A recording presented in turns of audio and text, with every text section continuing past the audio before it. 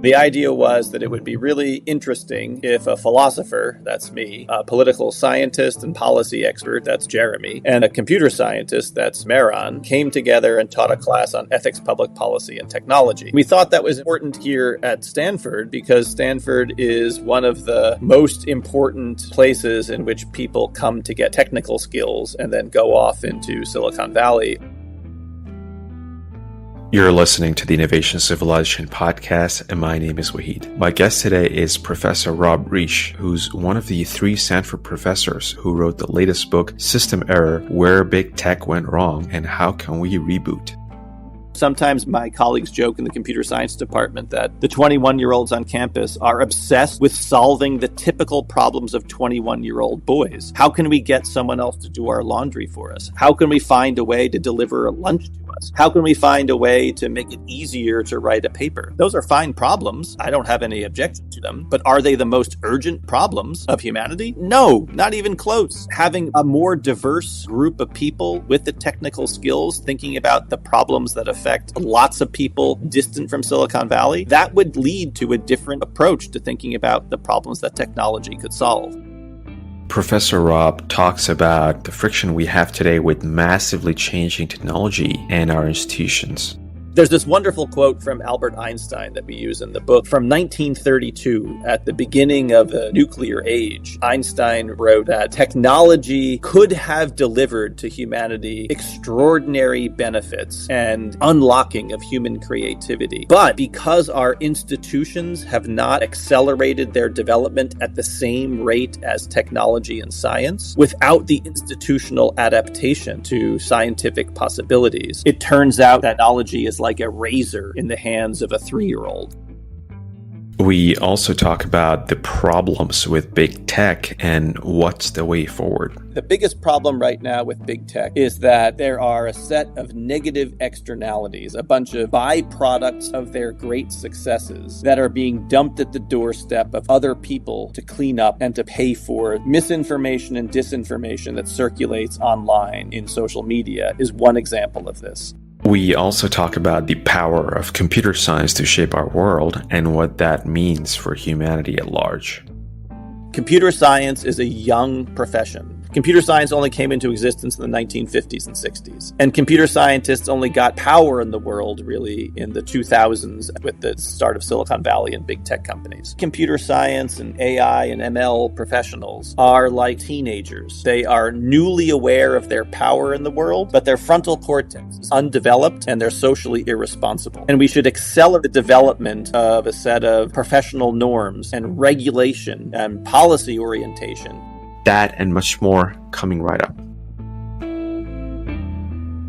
Rob, thank you so much for being on the Innovation Civilization podcast. What a great pleasure to have you here today. It's a real thrill to join you. Thanks so much for having me. Brilliant. Let's get to it then. Rob, you guys wrote a book called System Error: How Big Tech Went Wrong. Can you tell me a bit more about the initial thrust and motivation to write this book? Like, what caused you guys to come up with this in the first place? Yeah, the book has a very unusual origin, at least for 3 professors writing a book together. We decided about 5 years ago that we wanted to teach a class together, and we had no plans to write anything. The idea was that it would be really interesting if a philosopher, that's me, a political scientist and policy expert, that's Jeremy, and then a computer scientist, that's Mehran, came together and taught a class on ethics, public policy, and technology. And we thought that was important here at Stanford because Stanford is one of the most important places in which people come to get technical skills and then go off into Silicon Valley often and start companies or join big tech companies. And the university is known for its extraordinary computer science department, its pioneering work in artificial intelligence and language models and other things. And the technical skills we thought were not being joined with ethical and policy frameworks that are so important now in the 2020s. We started with an idea of just training a new generation of students in this interdisciplinary way, mixing together, integrating integrating ethics, public policy, and technology. After teaching the class one time, we had some good success, we thought. We started with over 300 students, and then the pandemic struck, and we had more time on our hands than we expected, and we decided we'd try to reach an even broader audience. And so we wrote the book then during the pandemic. That's really interesting. And we'll come to the fact that how pandemic changed our lives so fast and without us realizing or thinking through about it. Going back to what you mentioned about the interdisciplinary approach to what you guys are doing, we've had a great 200-year run as a species, right? Where our socioeconomic conditions have improved dramatically that it's ever been for the last couple of millennia, right? The specialization of knowledge has been quite key in the last 200 years to do that. I'm not a philosopher, but I tend to try to study philosophy. From what I understand is pre-18th century, a lot of the works in science were bucketed under philosophy, right? And that was the Aristotelian way versus when we had the Enlightenment philosophers and then we had more specialization. Are you trying to say that the specialization of knowledge that we had in the last 200, 300 years was somehow not a good thing? Or is there more to it? Or should we just go back to where things were, where it's more interdisciplinary? What's your take on that? That's a great question. I'm certainly not saying that the specialization of knowledge, a division of labor in production, is a bad idea. To the contrary, just as you suggested, the division of labor and specialization has brought us extraordinary insights, new kinds of knowledge that would have been difficult to have come about any other way. But what makes universities special places is that there are experts in lots of different disciplines all in the same place. For especially powerful technologies, for especially powerful scientific discoveries, it's important to join the technical and the scientific along with the broader questions about what it is to be human. How can we improve humanity as such? What does it mean to promote the political aspirations we have alongside of technologies and science? There's this wonderful quote from Albert Einstein that we use in the book and that I often use in teaching, which is from 1932, at the beginning of the nuclear age. Einstein wrote that technology could have delivered to humanity extraordinary benefits and a kind of unlocking of human creativity. But because our institutions have not accelerated their development at the same rate as technology and science,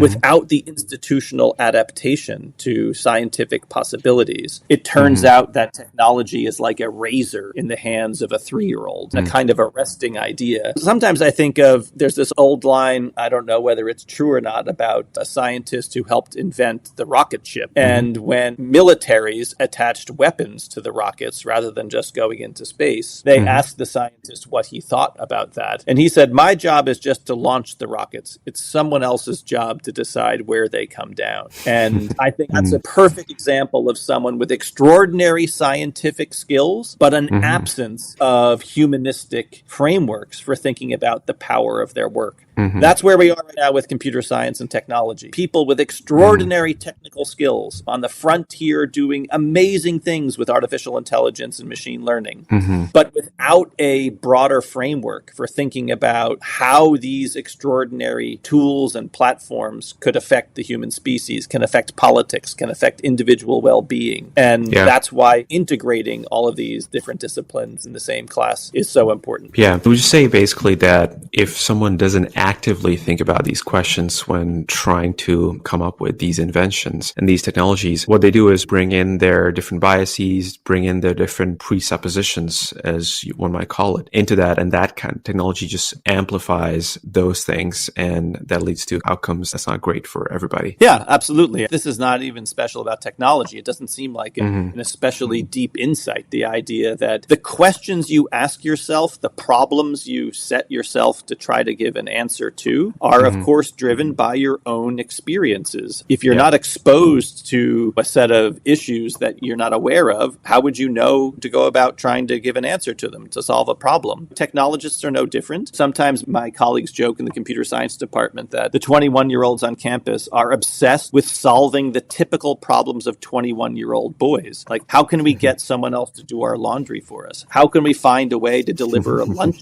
How can we find a way to make it easier to write a paper? Those are fine problems. I don't have any objection to them. But are they the most urgent problems of humanity? No, not even close. Having a more diverse group of people with the technical skills thinking about the problems that affect lots of people distant from Silicon Valley, that would lead to a different approach to thinking about the problems that technology could solve. Yeah, that makes sense. Does this point relate to what you guys mentioned in the book, super focus on optimization of some metrics versus ignoring others? This was a contrarian take, I guess, in the book that you guys had, that you argue that efficiency is not necessarily a good thing. Can you unpack that a little bit for the audience? What did you guys mean by that? I know on the surface that sounds ridiculous. What do you mean efficiency isn't a good thing? Like you're saying, Rob, you prefer things to be inefficient? That sounds obviously like a stupid idea. But, I mean, here's the way to think about it as a philosopher. Getting things done efficiently, solving a problem optimally is only a good thing if the goal of your efficient solution is itself a good thing. To put it differently, if you do something that's bad in an efficient way, it makes the world worse, not better. Let me give you an obvious example. During World War II, Hitler got a bunch of engineers and asked them to design concentration camps that would be super efficient at killing human beings. And the fact that engineers solved that problem efficiently made the world much worse, not much better.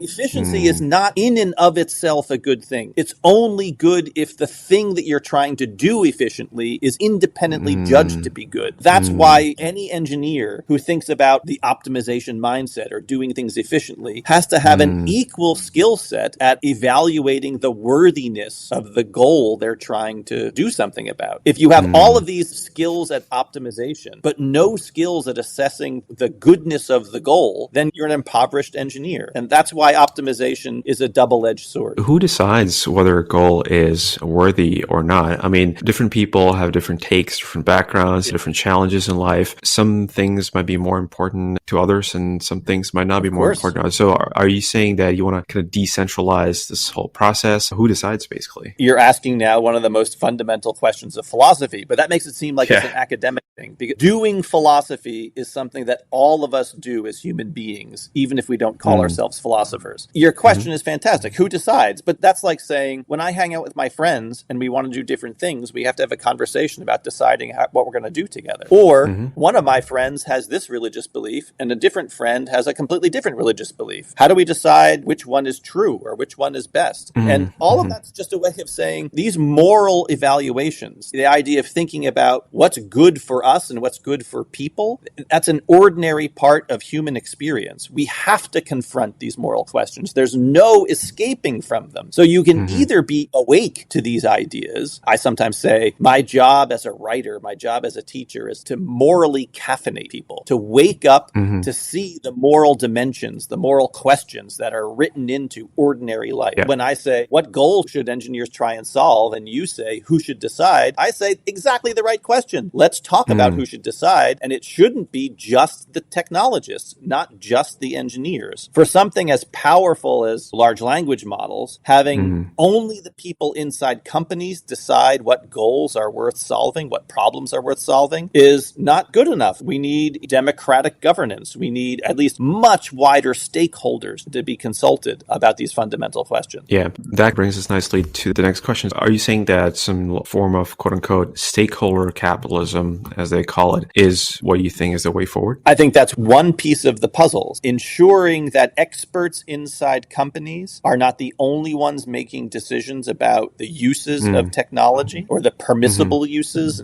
Take what Mark Zuckerberg says about Facebook as an example. He has said over and over again, he wishes that Facebook was not in the business of deciding what one could say on the platform. Like, why should he decide and Facebook alone have all the power over content? And he's right about that. He's right. That should be a decision that's not inside the company, but outside the company. Finding a way to push some of these ultimate decisions about things as powerful as 2 billion people on a platform and deciding what it's permissible to say is something that has to be done in a wider stakeholder way. And even beyond stakeholder capitalism, sometimes maybe it's democratic governments. Like, we need the public to decide in some some way through our elected representatives or through other types of mechanisms that at least introduce democracy into the mix. I mean, there's this big question, and I think you guys tackle in the book as well, that for a long time we've held that democracy and democratic governance is a great thing. I think you put the quote of Winston Churchill, who said democracy is the worst thing, but except for all the others, which are even worse. Yeah, exactly. Given that, if I think about technology, 20th century was all about centralization, so kind of a lot of state planning, the Manhattan Project,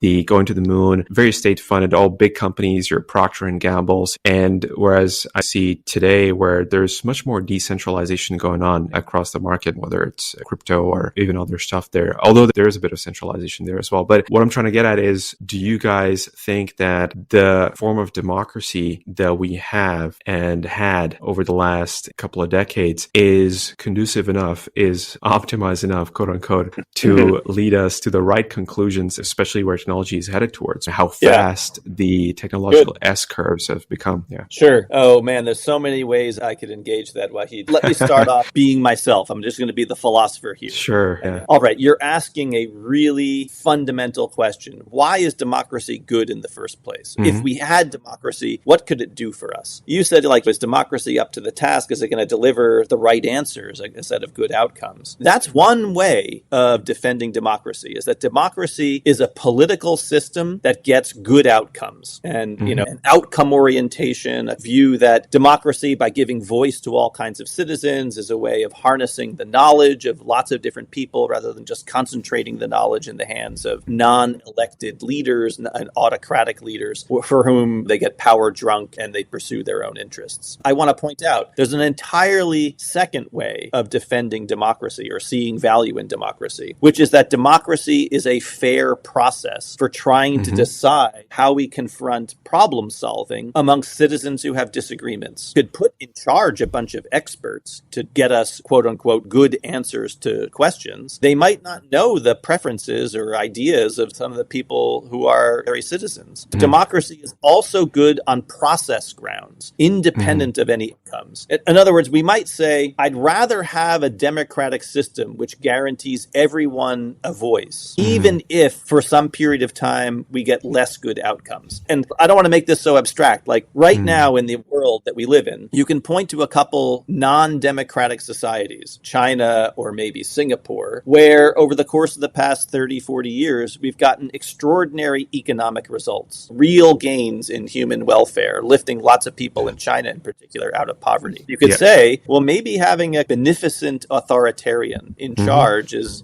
a good idea. The question is, well, do you want to trade off civil liberties and human freedom for some economic result? What I'm going to say at the end of the day is every political system, the leaders eventually die. Democracies are good at stable transitions. And you take a long time horizon. Authoritarian regimes can get good results over short periods of time. Can they get good results over hundreds of years, or let's just call it even many decades with leadership transitions? Much more difficult. In any case, you get my point. Like, we can talk about democracy as a process. We can talk about democracy as a set of outcomes. And so how does this fit in with technology here? Well, is democracy up to the task of governing technology, of governing science? Part of that should be an open question. Are we looking for fair processes, or are we looking for the right answers, or at least good answers? You, Waheed, used the phrase, which is so typical in certain respects of a technologist. Can democracy optimize for some set of outcomes? Like, is democracy built for the purpose of optimizing a social product? What I want to say is that's a profound misunderstanding of democracy because it overlooks the process, the procedures that democracy brings to us. Can you think of a way of taking a bunch of citizens who have completely diverse preferences and interests, and some of them radically opposed to one another, and yet still have a decision-making process which allows us to get to some tentative provisional outcomes of policy?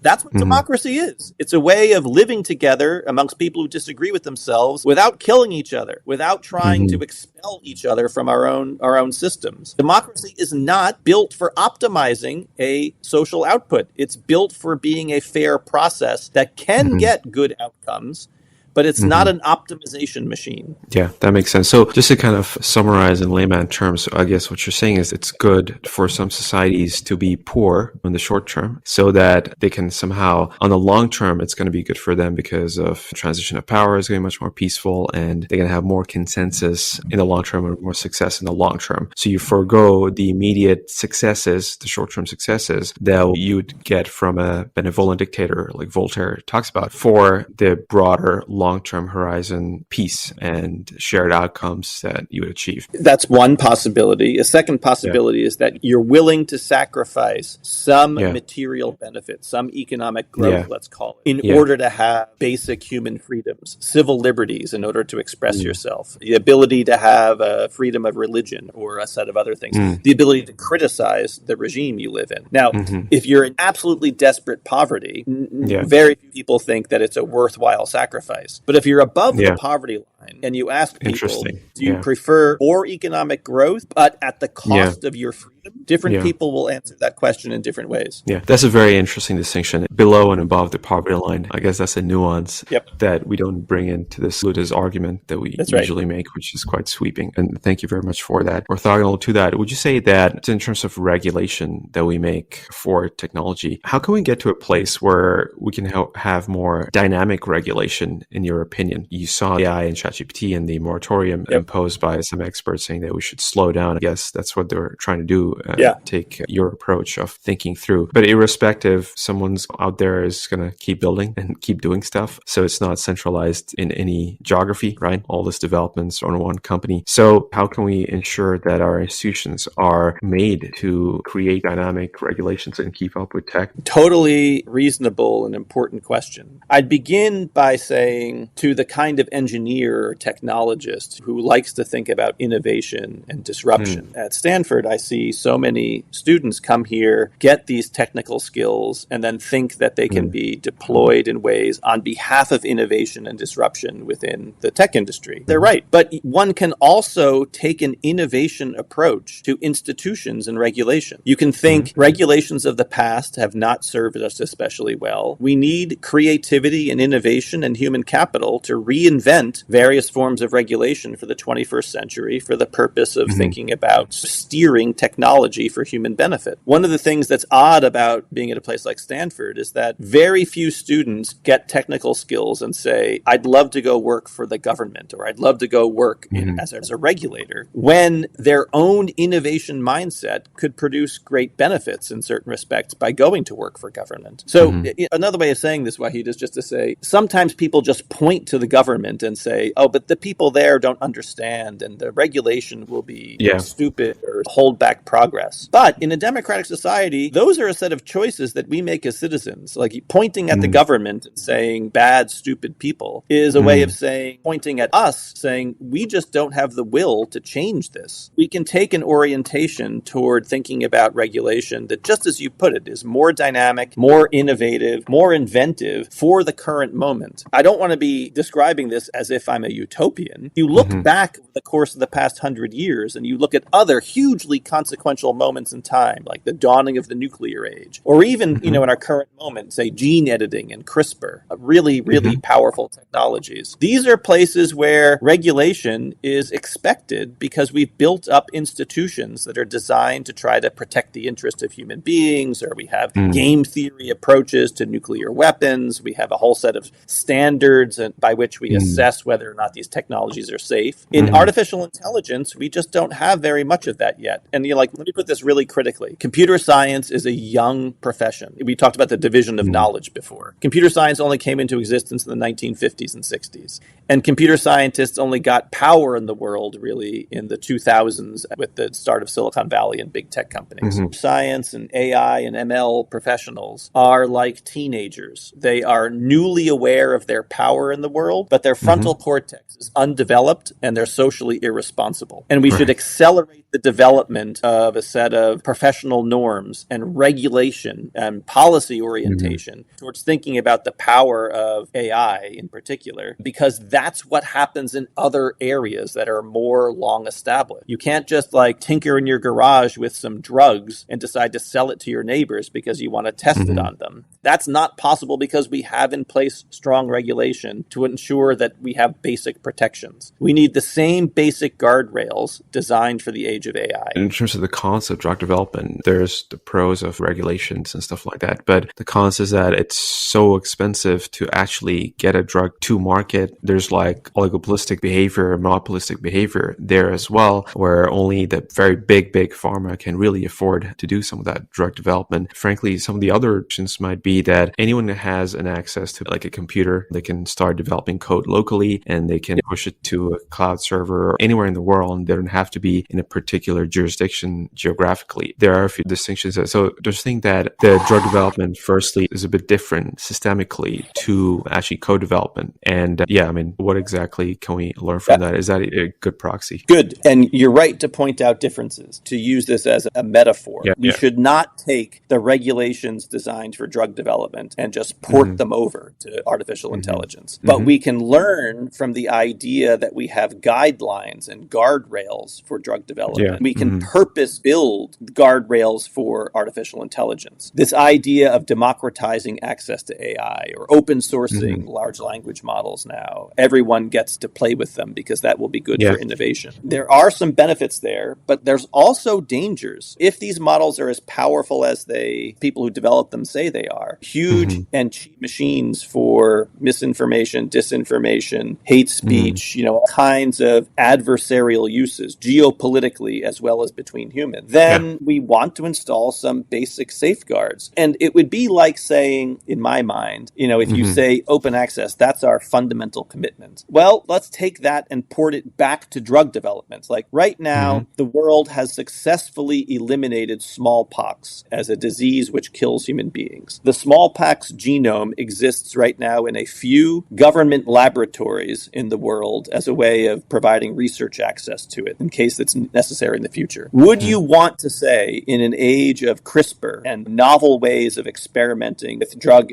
discovery and drug engineering, that we should open source the smallpox genome? Let's democratize access to plutonium and uranium. Everyone gets to play with it because maybe nuclear fission will come about in new ways if we just give everyone access. That's where I see not enough mature thinking amongst AI ML people about the possible dangers and thinking about just simple guardrails. I'm not trying to say we should lock large language models in government laboratories and restrict access. I'm trying to say other fields have developed over the course of time ways of trying to ensure that there are guardrails, and the leading AI ML developers should step up and decide that it's their turn to figure out what these are for our current era of AI. That makes sense. What do you make of the argument that when we say guardrails, obviously there's going to be someone to impose those if you're out of those guardrails, so impose those guardrails, right? What do you make of the argument that if the US or the countries wherever we live tries to over-regulate AI or any innovation, there's going to be someone out there who is going to do it in another country like a China or some Latin American country or anywhere in the world where there are no regulations like that. And they're going to get the economic benefits. And there's huge economic benefits to be realized because of this decentralized innovation, right?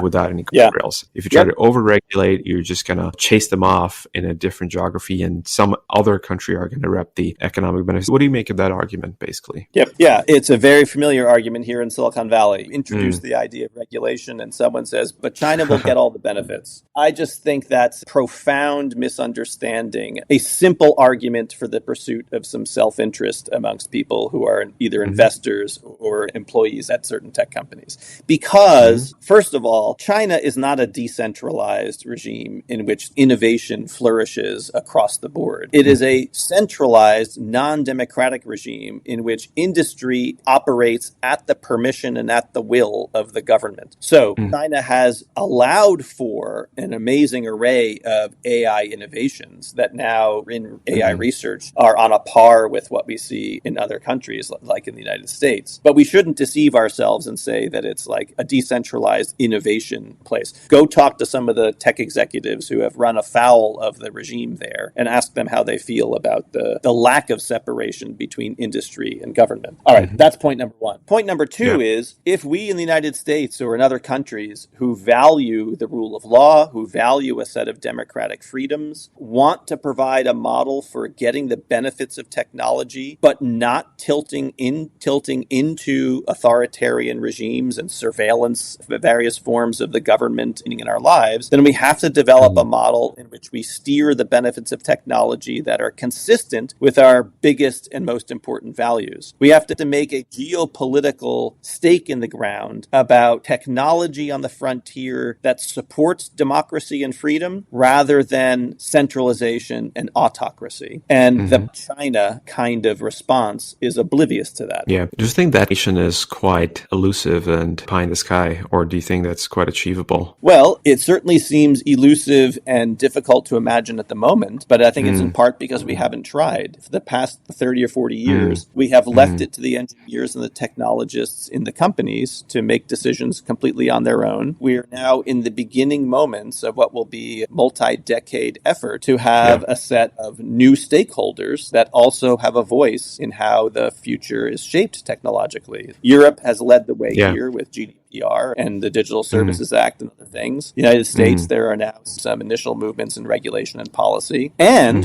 take that 6-month moratorium petition. That's a way of people outside of government saying we need to take a moment to ensure that the decisions that we make in the next year or two are going to be for the benefit of people, not get the worst of situations in which these dual use or multi-use tools can really end up doing enormous harm to people. Yeah, I want to go back to something that we mentioned before in terms of democracy, and specifically you mentioned Plato in your book as well, and Plato's idea of philosopher kings. What's wrong with the idea of philosopher kings? I think Plato and the Republic, the analogy of if something's wrong, if you have a health issue, you just don't go out there on the street to ask people, okay, what should I do? What meds should I take? You actually go to a doctor and expert in that, right? In order to do that. Would you say that people in general, any Tom, Dick, and Harry out there, has anything worthy to share on these notes versus experts? I just want to understand your take of what do you think is wrong with the philosopher king approach and trusting experts on the issues? Sure. I think Plato is wrong about philosopher kings. It's not because there's no value for experts. There can be experts, and we should listen to experts when they're speaking about their particular domain of expertise. Just as you started this conversation about division of knowledge and 2 centuries of a division of labor and specialization. When we go to the doctor, we ought to entrust the doctor with having better knowledge about our health condition and diagnosis than any random person on the street. The same would be true about a variety of other topics. But when it comes to politics and the idea of how are we going to live together as one people or in one society, there is no such thing as an expert on that topic, because if you want to protect the liberty of people, they're going to make different decisions about what it means to live a good life. That's the brute, simple fact of human diversity. Give people liberty, they make different choices about how they wish to live. But when it comes to being an expert about a good life, there are no correct answers to that question. But there are better and worse answers, and trying to get towards the better requires multiple stakeholders, requires many more people involved in decision making, rather than just saying, let's have an expert make a decision for us. Let me add here, since even the experts, if we put them in charge, are still human beings, they can get drunk on their own power. The famous line from Lord Acton, power corrupts and absolute power corrupts absolutely. Experts might tilt over into being not so expert anymore when they can pursue their self-interest rather than what's in everyone's interest. Yeah, and I think you also mentioned in the book about Karl Popper, the idea that democracy is optimized, or not optimized for, it's basically the outcome it gives is better transition of power so that you don't have dictators founders stay in power, long enough to Exactly. destroy everything, right? So that makes sense. I want to move quickly to something which I think you guys mentioned in the book and touched in the book, which is people don't make these decisions in abstract terms or in a vacuum. There are Yes. structures built into our current economic conditions, into our policymaking, into our who we are. Part of that also drives the decisions we make, as Charlie Munger says, that tell me the incentives, I'll tell you the outcomes, right? So one of the big incentives in Silicon Valley is getting venture funded. Venture funding means that VCs have a very specific criteria of companies they're trying to fund. You mentioned the 1% hit rate of funding a unicorn and 6% for Y Combinator, which is the best accelerators out there. One of the things VCs see is, okay, cool, like, is there a big market for it? Are people going to use it? And is it disruptive, quote unquote? As Peter Thiel says, they're trying to create monopolies, and monopolies are a good thing. That's how the VC model works, is that one or two companies has to really hit it out of the park and, quote unquote, monopolize in a lot of ways in order for your whole fund structure to work, because you're probably going to wash 2/3 of your fund into the water, right? So how do we get around this funding incentive structure, as well as, I'm not going to even go to the incentive structure of maximizing shareholder value and profitability for a company, right? So how do we balance these economic incentives that's built in? And we're asking a huge thing to undo and unravel these things to do a bit more of stakeholder capitalism. Have you guys thought about what can be a good way forward? Taking this approach of thinking about incentive and then trying to imagine how it is that economists in particular think about the incentive structure as a way of explaining how you get particular behaviors is a completely reasonable way to think about this. Let me just give a couple of examples. Let's imagine you think that with social media and social networks, the core problem is the ad-driven business model. If we didn't have ad-driven business models, there wouldn't be an incentive to keep you on the platform in order to serve you more ads, in order for the company to make a bunch of money. A bunch of people say, like, ad-driven model is the core problem. If you think that's the problem, then you change the incentives. Maybe companies should have a disincentive to make the vast majority of their revenue from advertising. And so one economist, a Nobel Prize-winning economist, Paul Romer, says, put on tech companies a tax on digital advertising. So there's a new incentive to try out alternative business models. Maybe like a subscription is a better way to go if the tax is sufficiently high. That's not rocket science when it comes to policy. That's just basic economic thinking about changing the incentive structure. And the same is true about the form of the company itself. For example, we have lots of examples, they're not super common, but we still have lots of examples of companies that are nonprofits or B corporations because they don't want profit maximization to be the main incentive structure for all the decisions in the company. Wikipedia or Mozilla or Linux or Khan Academy, and we could keep going. There are philanthropic ways of organizing corporate form that try to set aside the profit motive as the core incentive structure for making decisions. That's, again, not rocket science. These are tools that are already available to you. If you're a new innovator and entrepreneur, you want to create a company, you can choose to do it in a B corporation or a nonprofit form and seek philanthropic capital rather than venture capital. We haven't yet even talked about experimentation and innovation in the corporate model forms. The B corporations are perhaps a modest new innovation, but we can still experiment further, and we should. Take OpenAI right now. OpenAI, the pioneer behind the large language model. ChatGPT, as you probably know, started as a nonprofit. I was going to come to that. Model to being a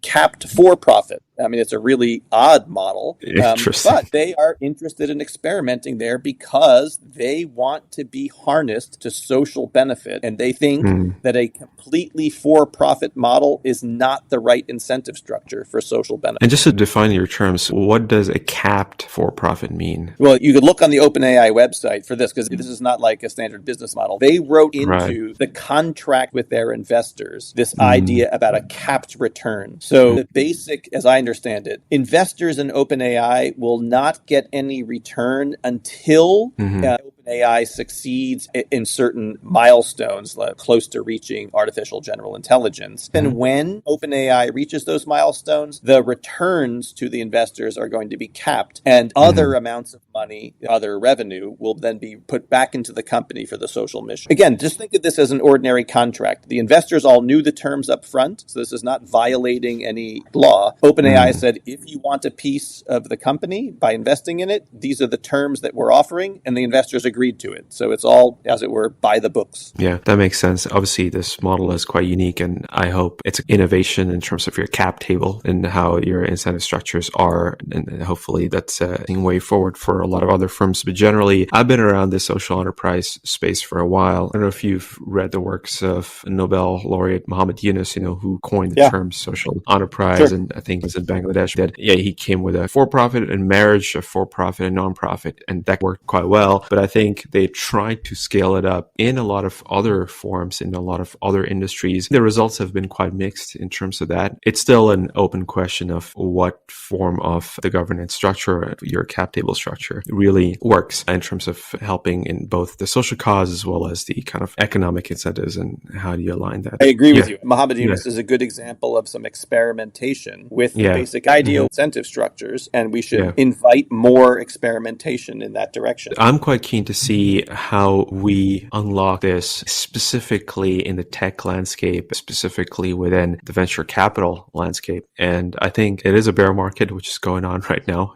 All valuations are absolutely crunched right now. We'll see how many kind of firms actually return money to their LPs, right? So we'll see how much of the social aspect they actually, fair enough. I want to kind of start wrapping up. Can you tell me, what do you think the biggest problem with big tech is today? Big tech's tools and platforms have transformed the world in ways that have brought us great benefits, but also a set of negative externalities. They have created a bunch of social consequences that are just like other negative externalities in other businesses. Misinformation and disinformation that circulates online in social media is one example of this. Another example would be algorithmic bias and unfairness. You get a bunch of predictive accuracy, but if you trained your model on a bunch of data from humans that is riddled with bias, that can be amplified in your own model. The companies that develop these products and platforms currently don't accept the responsibility for internalizing these externalities. Traditionally, what happens is we wait for regulation to provide an incentive structure that changes the incentive calculus. And we're at the opening moments of an age of that internalization of these negative externalities. And just on a tactical level, do you have any good proxies or examples of how to code while taking into account the second and third order effects and externalities that you guys talk about? What's a good way to do that? Yeah, great. This is going to be a predictable answer, but my answer is going to be hire a social scientist to work alongside the developer who's writing the code. The social scientist is trained to try to measure and identify the social effects of various things in the world. Hire a philosopher who's going to help find what counts as a good question or a good problem to solve. That's the idea behind the class that we teach and behind the book, that when you integrate a philosophical perspective, a social science and policy perspective, and a technical perspective all together, you get much better solutions to the problems that are worth solving. Yeah, that's brilliant. We'll wrap it up with that, Rob. Thank you so much for being on the podcast. And hopefully your book makes the rounds. And really looking forward to what are the more further constructive discussions at a more tactical level, maybe in certain industries, in certain domains, we can by getting inspired by the book. Thanks so much, Waheed. It was really, really a pleasure to be here. Awesome. Thank you very much.